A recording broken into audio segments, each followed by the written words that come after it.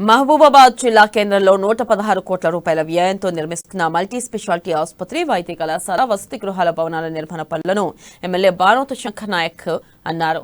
ఇక భవనాల అడుగు భాగంలో ఎత్తు పెంచి వాస్తుకు అనుగుణంగా పనులు చేపట్టి త్వరితగతిన పూర్తి చేయాలని అధికారులను ఆదేశించారు. గడువులోగా నిర్మాణపు పనులు పూర్తి చేసి ప్రజలకు అందుబాటులోకి తీసుకురావాలని సూచించారు.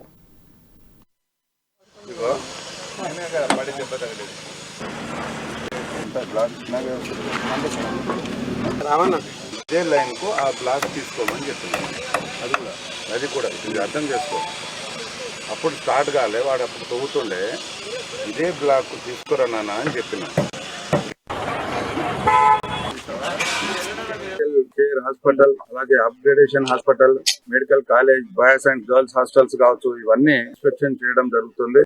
ఇవాళ కొంతమంది ఇంజనీర్స్, కాంట్రాక్టర్స్, ఏజెన్సీస్ వీళ్ళందరూ హైదరాబాద్ లో ఏదో ఈఎన్స్ లో మీటింగ్ ఉందంటే వెళ్ళడం జరిగిందని చెప్పడం జరిగింది. సో ఈ బిల్డింగ్ లకు ఇలా క్రిటికల్ కేర్ హాస్పిటల్ కు 50 బెడ్డెడ్ 23,50,00,000 రూపాయలతోటి అది కన్స్ట్రక్షన్ జరుగుతుంది.